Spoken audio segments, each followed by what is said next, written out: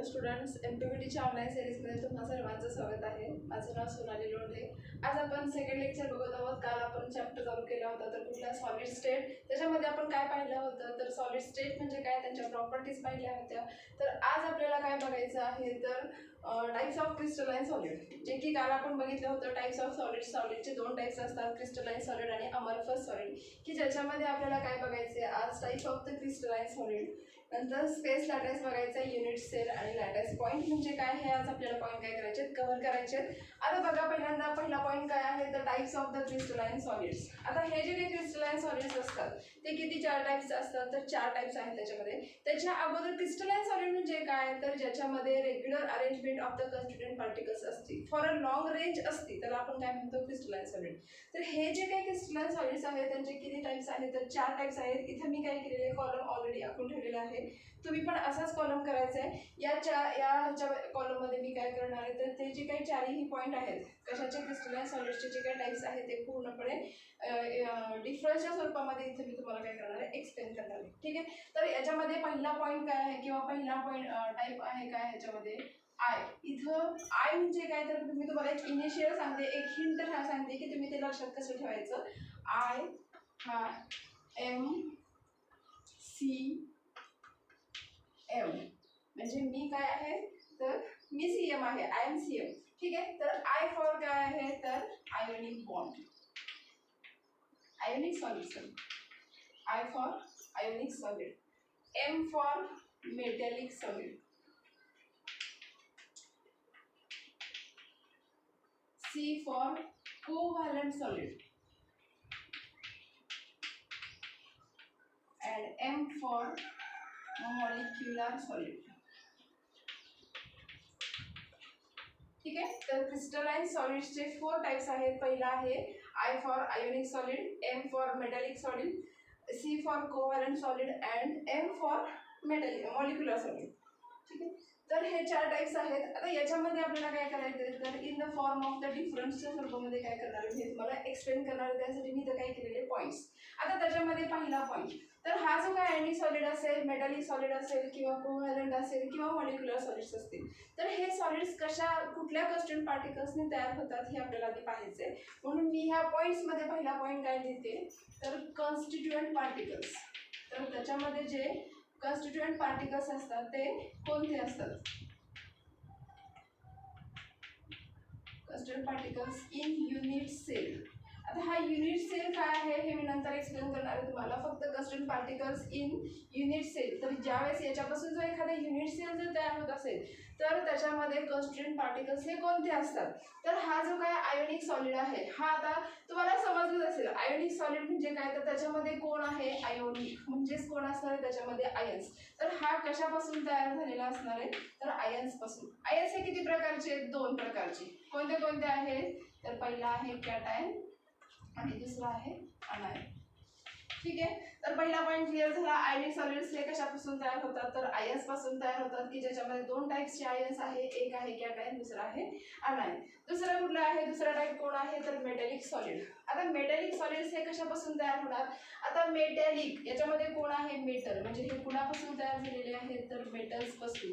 तर आपण काय म्हणतो मेटॅलिक सॉलिड्स. आता मेटल कोणते मग सोडियम असेल, मॅग्नेशियम असेल, ॲल्युमिनियम असेल, कॉपर असेल. तर हे सगळे जे काय आहेत तर मेटल्स त्याच्यापासून जो काही सॉलिड तयार होतो त्याला आपण काय म्हणतो मेटॅलिक सॉलिड म्हणतो. नेक्स्ट काय आहे तर कोव्हॅलेंट सॉलिड. आता कोव्हॅलेंट सॉलिड म्हणजे काय तर असा सॉलिड की जो नॉन मेटल्स पासून तयार होतो. तर हा कोणापासून तयार होतो तर नॉन मेटल्स पासून तयार होतो. तर आपण काय म्हणतो कोव्हॅलेंट सॉलिड. ठीक आहे. आता नॉन मेटल्स कुठले असतील मग डायमंड असेल, ग्राफाईट असेल, सिलिका असेल. तर हे सगळे काय आहेत तर नॉन मेटल्स आहेत की ज्याच्यापासून काय होतो हा कोव्हॅलेंट सॉलिड तयार होतो. ठीक आहे. आणि लास्ट कुठला आहे तर मॉलिक्युलर सॉलिड. आता मॉलिक्युलर म्हणजे काय की जो मॉलिक्युल्स पासून तयार होतो त्याला आपण काय म्हणतो मॉलिक्युलर सॉलिड. म्हणजे हा याच्यामध्ये जे काही कॉन्स्टिट्यूएंट पार्टिकल्स असतात ते म्हणजे कुठले असतात तर मॉलिक्युल्स असतात. ठीक आहे. पहिला पॉईंट क्लिअर झाला. तर हे जे काही 4 टाइप्स आहेत त्या 4 टाइप्समध्ये कॉन्स्टिट्यूएंट पार्टिकल्स कुठले कुठले असतात तर आयोनिक सॉलिडमध्ये आयन्स असतात, मेटॅलिक सॉलिडमध्ये मेटल्स असतात, कोव्हॅलेंट सॉलिडमध्ये नॉन मेटल्स असतात आणि मॉलिक्युलर सॉलिडमध्ये मॉलिक्युल्स असतात. ठीक आहे. आता नेक्स्ट पॉईंट आपल्याला आपल्याला काय बघायचं आहे तर बाइंडिंग फोर्स.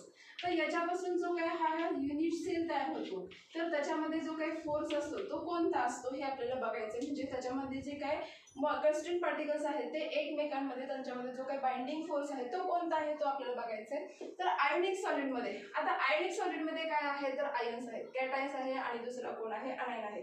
तर आयोनिक सॉलिडमध्ये जर आयन्स असतील तर त्याच्यामध्ये बॉन्ड कुठला असणार आहे ऑब्वियसली कुठला असणार आहे आयोनिक बॉन्ड. ठीक आहे. नेक्स्ट कुठला आहे तर मेटॅलिक सॉलिड. मेटॅलिक सॉलिड मध्ये कुठला बॉन्ड असणार आहे तर मेटॅलिक बॉन्ड. आता मेटॅलिक बॉन्ड ह्याच्यामध्ये काय आहे तर हे जे काय मेटल्स आहेत किंवा हा जो काही मेटॅलिक सॉलिड आहे याच्यामध्ये सगळे मेटल्स आता फॉर एक्झाम्पल जर मी सोडियम घेतला तर हा जो काही सोडियम आहे हा सोडियम काय करतो तर त्याच्यासारखी त्याच्याकडेचे जे काही नंबर ऑफ इलेक्ट्रॉन्स आहेत ते काय होतात एकमेकांमध्ये बाइंड होतात. म्हणजे याच्यामध्ये जर समजा मी हा सोडियम जर आयन एक घेतला तर त्याच्याकडे नंबर ऑफ इलेक्ट्रॉन्स आहे म्हणजे आपण काय म्हणतो सी ऑफ इलेक्ट्रॉन्स. असे number of sea of electrons किंवा नंबर ऑफ इलेक्ट्रॉन्स काय होतात एकत्र येतात त्याच्यापासून काय होतो मेटॅलिक सॉलिड तयार होतो आणि त्याच्यामध्ये जो बॉन्ड असतो तर आपण काय म्हणतो मेटॅलिक बॉन्ड म्हणतो. नेक्स्ट कुठला आहे तर कोव्हॅलंट सॉलिड. कोव्हॅलंट सॉलिड म्हणजे काय तर याच्यामध्ये याच्या नावामध्येच त्याचा बॉन्ड आहे तो म्हणजे कुठला कोव्हॅलंट बॉन्ड. आणि लास्ट आहे मॉलिक्युलर सॉलिड. मॉलिक्युलर सॉलिड हे जे काय आहे ते त्याच्यामध्ये कुठला बॉन्ड असणार आहे तर मॉलिक्युलर बॉन्ड असणार आहे. ठीक आहे. मॉलिक्युलर बॉन्ड आपण 11th मध्ये पाहिले होते. मॉलिक्युलर बॉन्ड्स हे 3 टाइप्सचे आहेत. त्याच्यामध्ये पहिला आहे wonder wall force of attraction,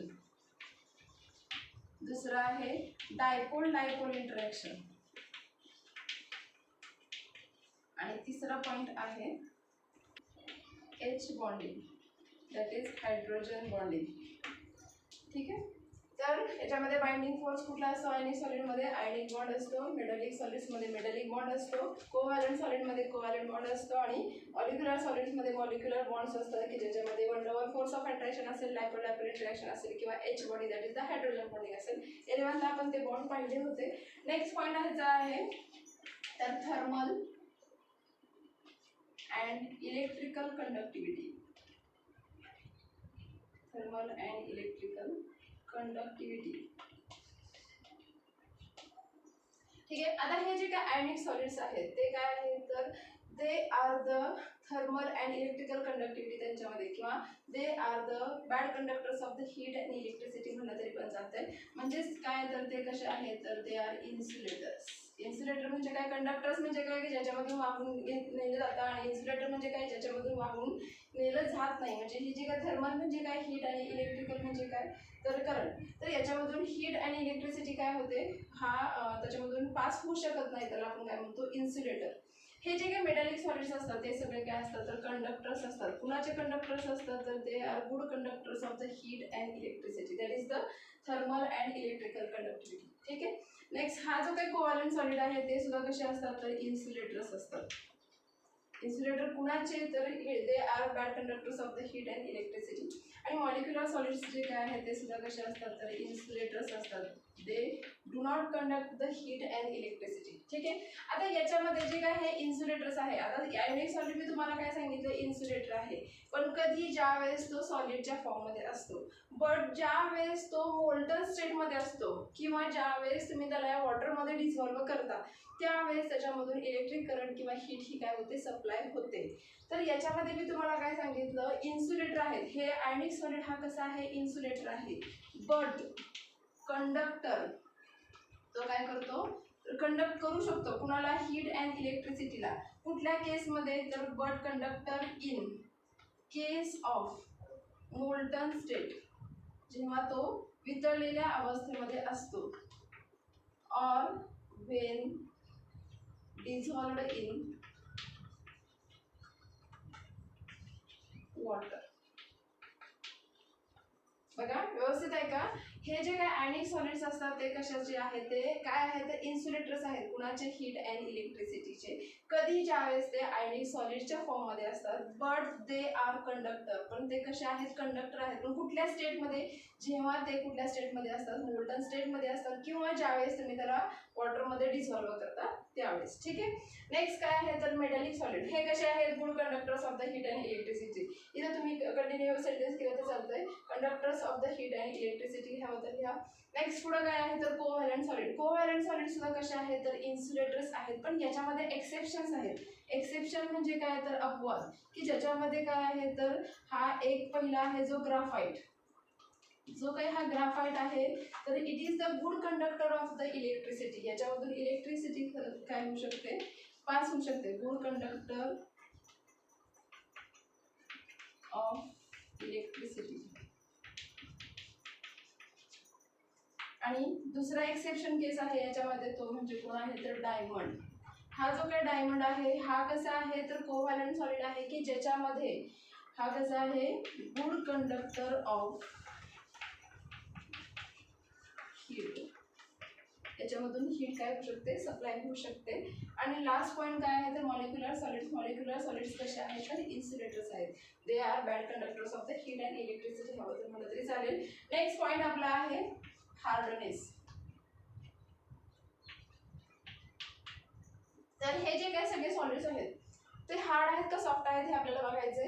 तर पहिला सॉलिड आहे आयनिक सॉलिड. तर ते कसे असतात तर व्हेरी हार्ड किंवा हार्ड म्हटलं तरी चालेल नसतं. तर ते हार्ड किंवा हार्ड अँड ब्रिटल. ब्रिटल म्हणजे कसलं तर ठिसूळ. तर हार्ड अँड ब्रिटल असतं. नेक्स्ट काय आहे तर मेटॅलिक सॉलिड. मेटॅलिक सॉलिड्स कसे असतात तर hard or variable from soft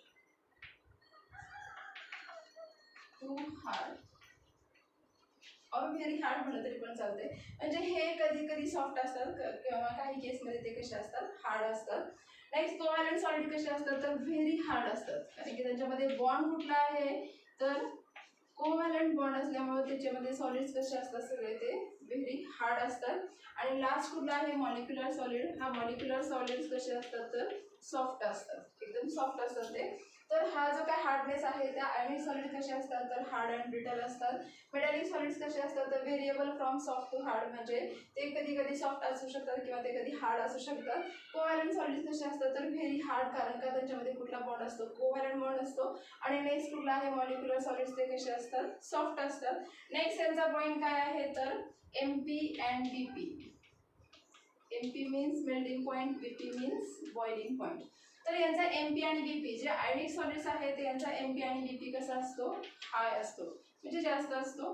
next metallic solids जे काय आहे त्यांचा MP आणि BP सुद्धा कसा असतो हायच असतो. जे आयनिक कोव्हॅलंट सॉलिड्स आहेत त्यांचा MP आणि BP कसा असतो व्हेरी हाय असतो, कारण का तर त्यांच्यामध्ये कुठला बॉन्ड आहे कोव्हॅलंट बॉन्ड असल्यामुळे त्यांचा MP आणि BP कसा असतो व्हेरी हाय असतो. आणि जे मॉलिक्युलर सॉलिड्स आहेत त्यांचा MP आणि BP कसा असतो लो असतो, कारण की वन ड फोर्स ऑफ अट्रॅक्शन, कारण की हा जो काही वन ड फोर्स ऑफ अट्रॅक्शन असेल डायपोल इंटरॅक्शन असेल किंवा H बॉन्डिंग असेल ते कसं असतं तर वीक फोर्स ऑफ अट्रॅक्शन असतं, किंवा त्याच्यामध्ये जे काही फोर्स ऑफ अट्रॅक्शन असतं ते कसं असतं वीक असतं, त्याच्यामुळे त्यांचा MP आणि BP कसा असतो लो असतो. ठीक आहे. तर नेक्स्ट आपल्याला पुढे काय ह्याचं बघायचे तर एक्झाम्पल्स बघायचे. आता एक्झाम्पल्स लिहिण्यासाठी माझ्याकडे याच्यामध्ये जागा नाहीये, पण मी काय करते तर मधल्या पॉईंटमध्ये किंवा इथं कव्हर करेल ते तुम्ही व्यवस्थित लिहायचं आहे. आता आयनिक सॉलिड्स याचे फॉर एक्झाम्पल्स फॉर एक्झाम्पल जर बघितलं तर कुठलं आहे तर सोडियम असेल, मॅग्नेशियम असेल, आयनिक सॉलिड्स कुठले आहेत तर फॉर एक्झाम्पल NaCl असेल, KCl असेल, CaF2 असेल, कॅल्शियम डायफ्लोराइड असेल, हे जे एक्झाम्पल्स आहेत. मेटॅलिक सॉलिड्स म्हणजे कुठले झाले तर जे काही सगळे मेटल्स आहेत, म्हणजे फॉर एक्झाम्पल सोडियम असेल, मॅग्नेशियम असेल, ॲल्युमिनियम असेल, कॉपर असेल, हे सगळे मेटॅलिक सॉलिड्स आहेत. कोव्हॅलंट सॉलिड म्हणजे कुठले फॉर एक्झाम्पल डायमंड असेल, सिलिका असेल किंवा ग्राफाईट असेल, हे सगळे काय आहेत कोव्हॅलंट सॉलिड्स आहेत. आणि लास्ट कुठला आहे तर molecular solids for example ice असेल, बेन्झोइक ॲसिड असेल. तर हे याचे एक्झाम्पल्स. तर हे झाले टाइप्स ऑफ क्रिस्टलाइन सॉलिड्स, की ज्याच्यामध्ये मी काय केलेलं आहे डिफरन्सच्या स्वरूपामध्ये ह्याला काय केलेलं आहे एक्सप्लेन केलेलं आहे. तुम्ही काय करायचं व्यवस्थित नोट डाऊन करून घ्यायचं. ठीक आहे. तर नेक्स्ट पॉईंट आपल्याला बघायचं आहे स्पेस लॅटाइस.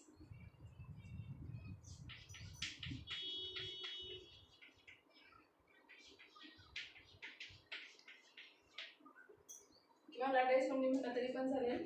आता बघा लॅटाईस किंवा स्पेस लॅटाईस म्हणजे काय बघा, तर regular arrangement of the constituent particles in 3 dimensional area. बघा मी काय सांगते, the regular arrangement of the constituent particles in the 3 dimensional area. ठीक आहे, आता मी काय करते पहिल्यांदा याची डेफिनेशन लिहिते. तर स्पेस लॅटाईस म्हणजे काय, तर regular arrangement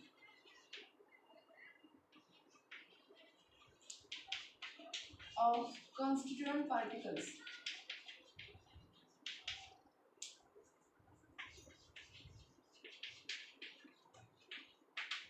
in 3D means 3-dimensional area.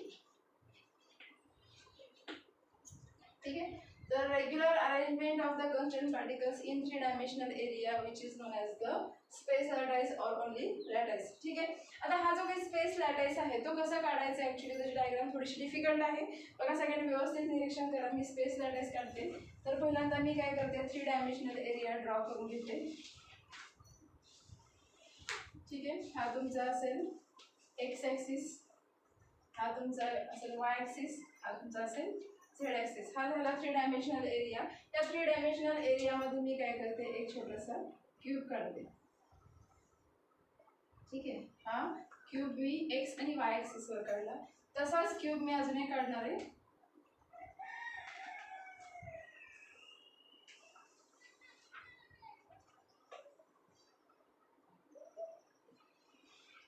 ठीक आहे, हा एक क्यूब काढला मी, हा दुसरा क्यूब. याला फक्त मी काय करते, जोडणार आहे.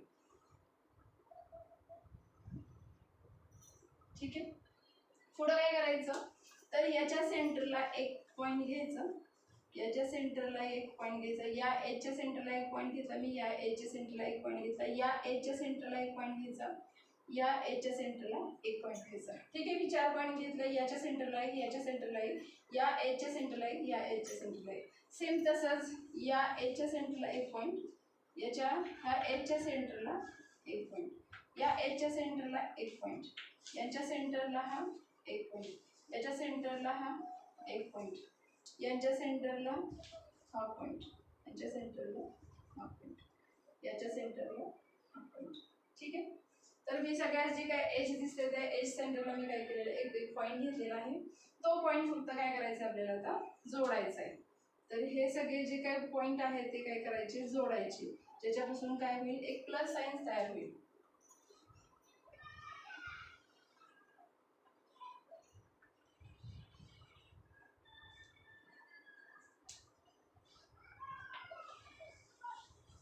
ठीक आहे, परत काय करायचं आहे तुम्हाला, तर हे जे काही पॉईंट आहेत तर याच्यामध्ये हा पॉईंट इथे जोडायचा, याचा पॉईंट आणि या एज पहिल्याचा आणि याचा लास्टचा पॉईंट दोघांचे जोडायचे, याचा मिडल पॉईंट याच्या मिडलला जोडायचा आहे आणि हा लास्टचा पॉईंट या लास्टला जोडायचा. तसंच या सेंटरमध्ये जे काही सेंटरचा पॉईंट आहे त्याच्यामध्ये ह्या सेंटरचा या सेंटरला, जे कॉर्नर जे आहे त्या कॉर्नरला, सेंटरचा आहे तो सेंटरला आणि कॉर्नरचा आहे तो परत कॉर्नरला. ठीक आहे, आणि हे फक्त याच्यामध्ये एक क्युबिक डिवाइस केला. ठीक आहे, तर तुम्ही ह्याच्यामध्ये व्यवस्थित जर पाहिलं तर तुम्हाला एक काय दिसेल, याच्यामध्ये एक क्यूब दिसेल. बघा मी ड्रॉ करते, हा एक पहिला क्यूब आहे.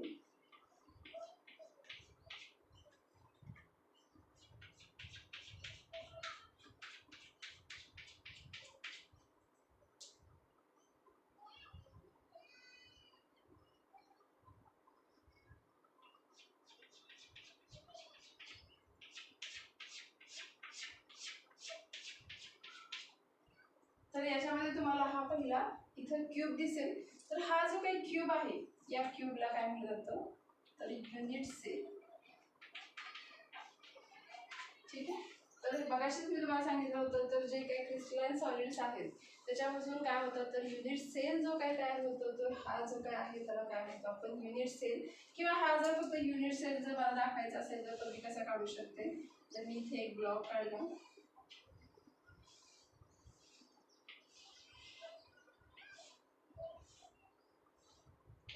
ठीक आहे, त्याला आपण काय म्हणतो, युनिट सेल म्हणतो. तर हा जो काही युनिट सेल आहे तुम्ही जर इथे व्यवस्थित बघितलं तर तुम्हाला इथे एक युनिट दिसेल, याच्या साईड याच्या मागे एक युनिट दिसेल, हा पहिला युनिट दिसेल, हा दुसरा दिसेल, हा तिसरा दिसेल. त्याच्या म्हणजे हे जे काही number of the unit cell मिळून एक जो काय हा लॅटाईस तयार झालेला आहे किंवा हा जो काही एक क्रिस्टलाइन सॉलिड तयार झालेला आहे त्याला आपण काय म्हणतो स्पेस लॅटाईस. तर हा जो काही पूर्ण आहे त्याला आपण काय म्हणतो स्पेस लॅटाईस. तर ज्याच्यामध्ये regular arrangement of the constituent particles in a 3 dimensional area.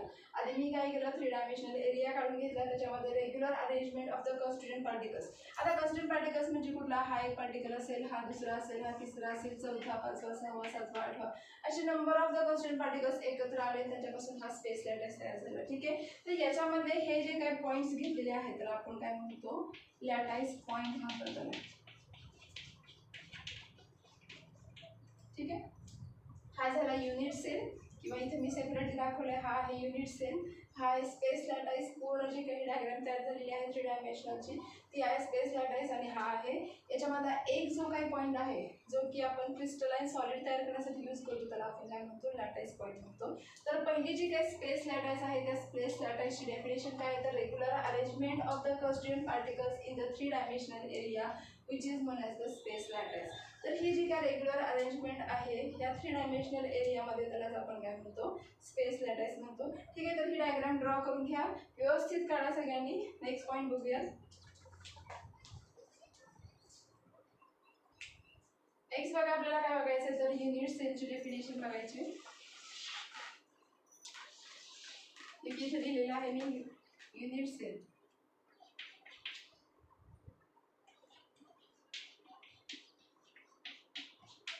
आता बघा याच्यामध्ये या डायग्राममध्ये मी तुम्हाला युनिट सेल दाखवलाय. हा जो काही पूर्ण पोर्शन आहे त्याला आपण काय म्हणतो युनिट सेल. आता हा जो काही स्पेस लॅटाईस आहे या स्पेस लॅटाईस मध्ये हा जो काही पहिला ब्लॉक आहे तर आपण काय म्हणतो युनिट सेल. तर याच्यामध्ये इथे एक युनिट सेल आहे, याच्या बॅक साईडला एक युनिट सेल आहे, इथे एक युनिट सेल आहे, त्याच्या बॅक साईडला एक आहे, त्याच्या बॅक साईडला एक आहे. म्हणजे असे नंबर ऑफ युनिट सेल तिथं काय झालेले आहेत एकत्र तयार झालेले आणि हा स्पेस लॅटाईस तयार झालेला आहे. म्हणजेच काय फॉर एक्झाम्पल एखादी जर ज्यावेळेस बिल्डिंग तयार होत असते त्याच्यामध्ये काय होतं तर नंबर ऑफ द रूम्स किंवा एक म्हणजे भरपूर रूम्स एकत्र येतात आणि त्याच्यापासून एक बिल्डिंग तयार होते. तसंच याच्यामध्ये काय होतं तर number of the unit cells काय होतात एकत्र येतात आणि त्याच्यापासून स्पेस लॅटाईस तयार होतो. तर हा जो काही युनिट सेल आहे या युनिट सेलची डेफिनेशन काय बघा. आता ह्याच्यामध्ये हा युनिट सेल इथं सेम तुमचं ह्याचे जे काही डायमेन्शन जर बघितले तर हे इथं सेम असणार आहे, इथं पण सेम असणार आहे, इथं पण सेम असणार आहे, इथं पण सेम असणार आहे. तर हे जे काही स्ट्रक्चरल युनिट आहे ते कसं आहे रिपिटेटिंग आहे. कशामध्ये स्पेस लॅटाईसमध्ये किंवा क्रिस्टलाइन सॉलिडमध्ये. त्याला आपण काय म्हणतो युनिट सेल म्हणतो. The repeating structural unit in a crystalline solid. हा एक समजा कन्सिडर करा हा क्रिस्टलाइन सॉलिड आहे. तर या क्रिस्टलाइन सॉलिडमध्ये हे जे काही स्ट्रक्चर आहे ते कसं आहे रिपिटेटिंग आहे. म्हणजे याच्या बॅक साईडला सेम असाच युनिट सेल आहे, याच्या बॅक साईडला परत सेम असाच युनिट सेल आहे, हा पहिला युनिट सेल, याच्या बॅक साईडला हा दुसरा, हा तिसरा. म्हणजे असं रिपिटेटिंग स्ट्रक्चरल युनिट जे काय असतं कशामध्ये क्रिस्टलाइन सॉलिडमध्ये असतं त्याला आपण काय म्हणतो युनिट सेल. तर युनिट सेलची डेफिनेशन काय the रिपिटेटिंग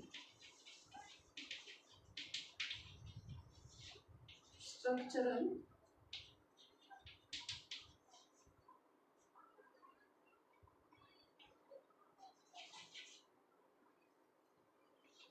units in crystalline solid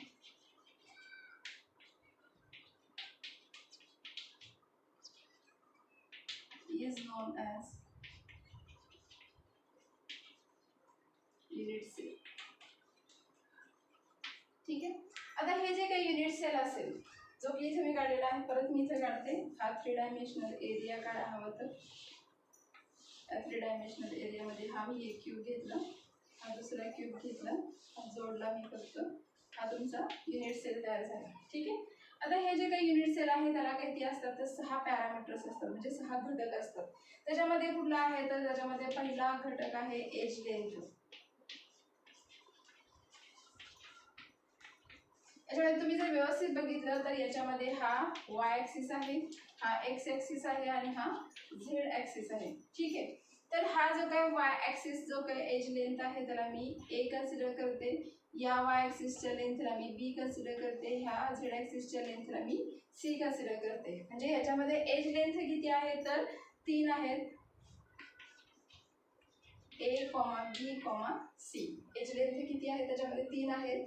ह्या वाय ॲक्सिसवरची एक, एक्स ॲक्सिसवरची बी आणि झेड ॲक्सिसवरची सी. ठीक आहे. तर एज लेंथ याच्यामध्ये मी मगाशी सांगितलं होतं, याच्यामध्ये 6 पॅरामीटर्स आहेत. त्याच्यामध्ये एज लेंथ त्याचे 3 ए बी आणि सी. आणि याच्यामध्ये काय आहे तर ॲक्सिस अँगल. तर ॲक्सिस अँगल याच्यामध्ये 3 आहेत. तर पहिला आहे याच्यामध्ये अल्फा, दुसरा आहे बीटा, अल्फा बीटा आणि तिसरा आहे गॅमा. ठीक आहे. तर याच्यामधला हा जो काय ए आणि बी यांच्यामधला जो अँगल असेल कन्सिडर करा, हा असेल अल्फा. हा ए आणि सी यांच्यामधला अँगल आहे बीटा आणि हा बी आणि सी यांच्यामधला अँगल आहे गॅमा. ठीक आहे. तर हा जो काही युनिट सेल आहे याच्यामध्ये 6 पॅरामीटर्स आहेत. Edge length 3 A B C आणि ॲक्सिस अँगल तर ए आणि बी यांच्यामधला ॲक्सिस जो काय आहे तो किंवा ॲक्सिस अँगल जो आहे तो अल्फा आहे, ए आणि सी मधला बीटा आहे आणि बी आणि सी मधला आहे गॅमा आहे. ठीक आहे. तर हे झालं युनिट सेल. आणि नेक्स्ट आपल्याला बघायचं काय तर लॅटाईस पॉईंट. आता याच्यामध्ये मी इथे लॅटाईस पॉईंट ऑलरेडी लिहिलेला आहे. आता लॅटाईस पॉईंट म्हणजे काय बघा, तर हे जे काही क्रिस्टलाइन सॉलिड आहे, हा क्रिस्टलाइन सॉलिड तयार करण्यासाठी जे काही नंबर ऑफ तुम्ही काय करता कन्स्टिट्यूएंट पार्टिकल्स यूज करता, त्या कन्स्टिट्यूएंट पार्टिकल्स काय म्हणतात तर lattice point.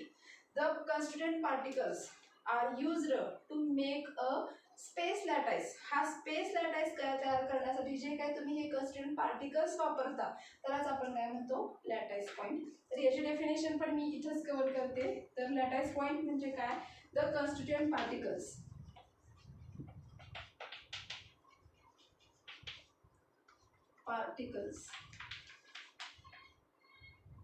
which is used to make space lattice is known as lattice point.